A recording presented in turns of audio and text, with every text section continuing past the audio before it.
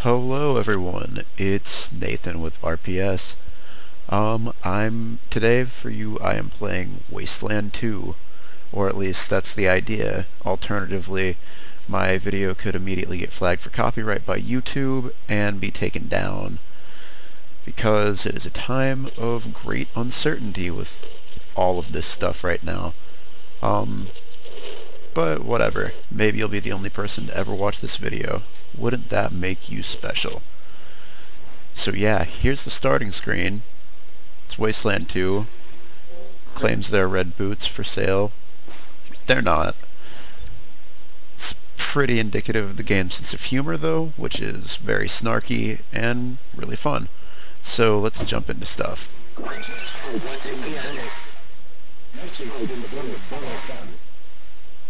I've already been playing a bit, so I'm just going to jump around between a few places to show you some highlights. So this is the site of the first real encounter that you find with any sort of enemy. At this point I'm searching for the remains slash what was left behind by a ranger who died. The circumstances behind it are mysterious, so I've been sent out to find out what's going on. Looking for a radio tower where he was supposed to go and do some things. So I have reached this area and come upon bandits. Earlier I discovered that they wanted me to pay a toll the hard way by walking over here, at which point they opened fire on me and I died really fast.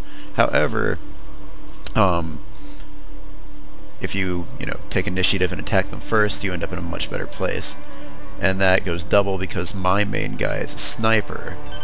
So if I get one of these people to sort of be a little closer, then I'm going to do a whole lot of damage to them. Let's see. He is. See, I just one-shotted him.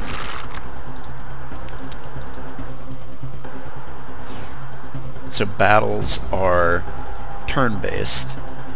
And I mean, I guess a good reference point for gamers who haven't played so much of this type of thing is the modern XCOM. Feels similar in a lot of ways. The interface is pretty solid. It took me maybe a battle or two to really figure out, but it's all pretty straightforward. You have AP, and that decides all of your action points, obviously. And yeah, firing weapons takes actions, as does movement. So moving that far ran out most of my AP, which is displayed right here. So I'm just going to in-turn. So yeah, this is my demolitions person. She uses a shotgun. Better closer. But I won't be able to find cover for her, so for now I'm just going to put her over here. And in her turn as well. And this is my melee dude. He beats people with a giant pipe. That is all he does. And he's quite good at it. Also pretty meaty, so I'm going to put him in close. I'm not too worried about him. That man has incredibly bad aim. As does that one. These guys are not off to a good start. So normally I would probably flank these two, but this is my combat medic, so her offense is only so-so. And also, that takes 5 AP to get there. Her gun requires 3 AP. I can get a shot, but it's probably not worth it. So I think I'll just keep her there for now, and since there's no reason not to, I guess I'll fire at one of them. Just to see. Nope. No luck.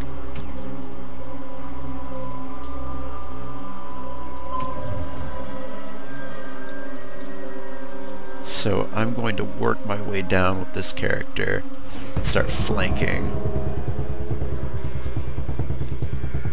In that turn. So my guy, who I actually created myself, specializes in sniping, but because of that he has to reload frequently and his turns don't come very often. When he hits really hard. But that's not very often. Also, because these guys are behind cover, he can't really do much. I will get him a little bit closer, and also behind cover. What I've noticed is, especially in the early game, i.e. this like first battle. Pace of combat's pretty slow because no one has very high skills. So they kind of just suck at everything. Let's see. Put him here, I guess. That's probably a bad idea. But anyway, so yeah, you'll find instances like, let's see. Yes, that man has the world's worst aim.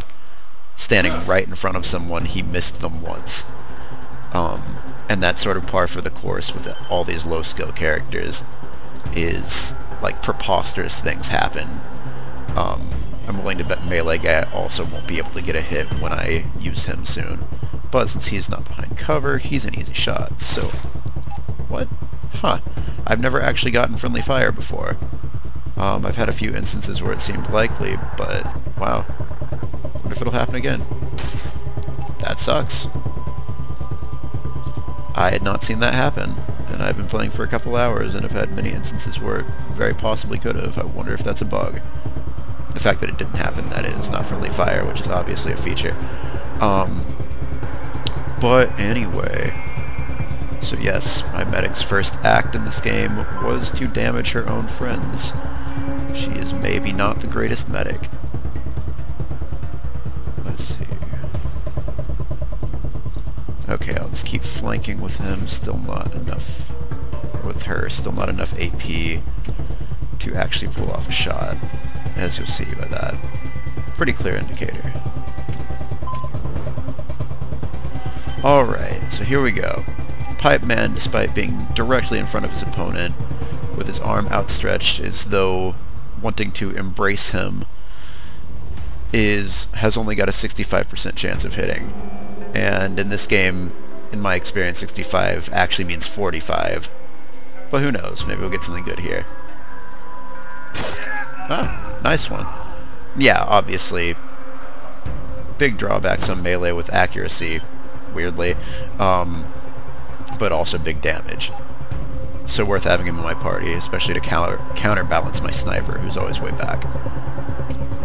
So, let's end his turn.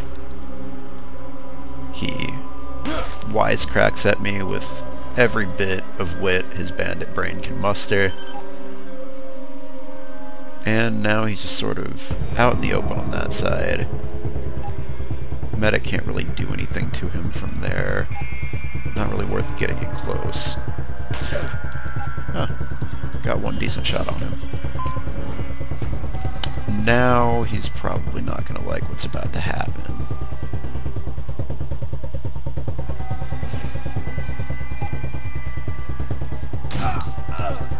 And he's done. So that's the first battle in the game. It's not very difficult so long as you know what you're doing. Like I said, on my first try, I stupidly wandered out into the middle of here before the enemies decided to engage me, and they just sort of tore my entire party to shreds. It was really embarrassing, and that's why I ran through before I made this video, because, little known secret, I'm really bad at games. So now we're just going to jump to another part of the game. There's some more bandits through here, but whatever. It's not super exciting.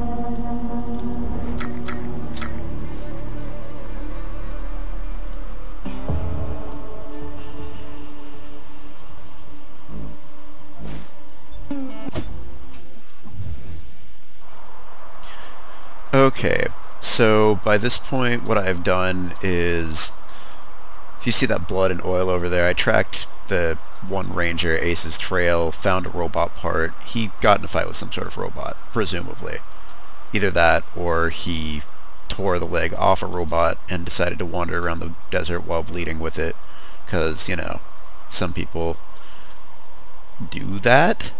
But yeah, so also fought some bandits, did all that, just more basic stuff, and then came up here, whereupon I found a nice little house, and hey, a chest with stuff in it. Blood packs, which are, at this point in the game, the main way that healers can heal you. Takes one skill in combat medic to use, versus other items which don't. And so now we're going to go into this little cave over here, because there's more oil, which means probably more clues about Ace. In we go. It's a cave. As we all know, only good things happen in caves, and only good things live there. Like boxes. Boxes are commonly found in caves, where they are born, raised, and die. And also not a box. That's a giant toad. Now, we don't like him. He looks very mean, and he's got a lot of HP. So, as usual with my squad, I'm going to have my sniper attack him first. See what happens. So yeah, took off a nice chunk of his health with that. He is going to bounce over, as he does, and he's going to take her weapon, which is his special attack, and it's really irritating. Fortunately, he used it on my combat medic, which is kind of dumb, because she does easily the least damage in my whole party. Meanwhile, everyone else does a whole lot of damage. So, Frog could have been smarter. Or Toad. It's probably offensive of me to get them confused. Then, let's have him go over here. Medic, go punch him. Yeah! What now? That's what you get for taking someone's gun. And probably step back, because that is a giant frog.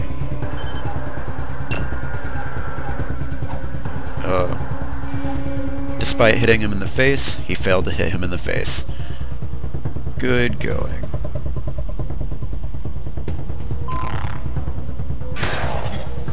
He does decent damage, but he's not the world's biggest threat. I could probably finish him there. Unfortunately, she needs to reload, so that's what we're going to do. That used up most of her AP, so I'll just kind of reorient her a little bit. And now I'm going to punch it again. Yeah. It's a shame. This frog is really not having a good time of this. And now he's down. He was actually a lot tougher the first time that I tried fighting him. Oh well though. Quick and easy, and we leveled up. When you level up, you actually call in on this radio over here. And I'm not going to do the full level up process because, kind of tedious, but I will briefly show you options. Copy, Echo 1. This is Ranger Command. So call in, make a report, and hey, everyone glows, just like they do in real life. Congratulations, Echo 1. It's what I do every time I improve my skills. I just light up a strange burst of ethereal glory, and everyone congratulates me. It's really wonderful. That's why I have so many friends. But yeah.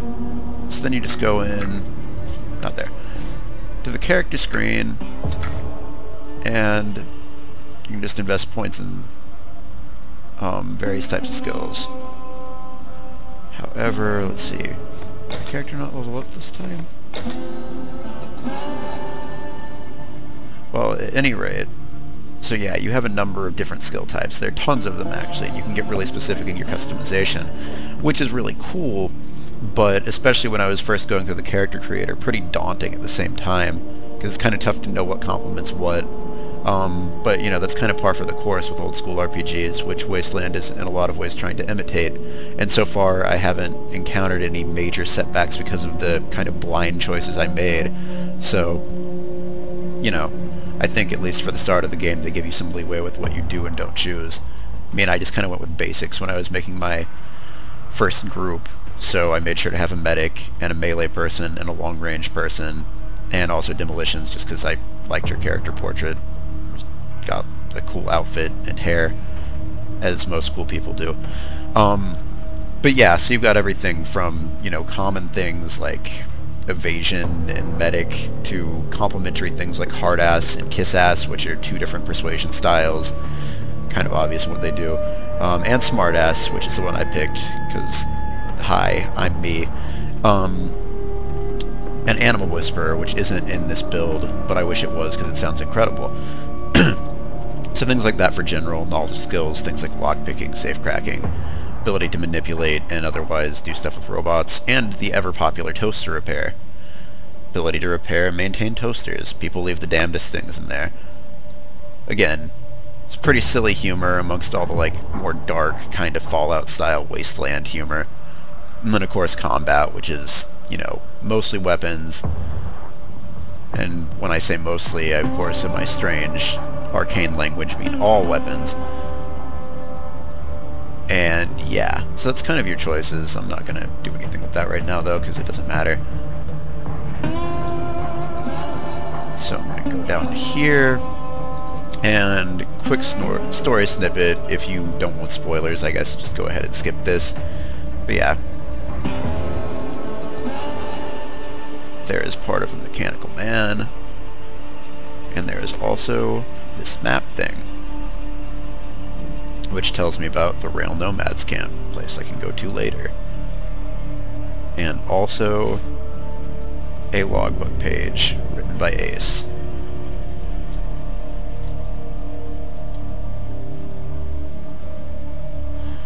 Let's see. Now this is kind of odd. So the last time I did this, it immediately triggered a radio talk with the person who is guiding me on this whole adventure, the head ranger dude. It doesn't appear to be happening now. That might be a bug. Got a toad eye. That's exciting. Is there anything in here that I was supposed to get, maybe? Huh. Oh well. Anyway, he tells you to go to one of two places to boost some radio signals and keep figuring out stuff about what was going on with Ace. So I'm going to load some of those areas and also show you the world map now.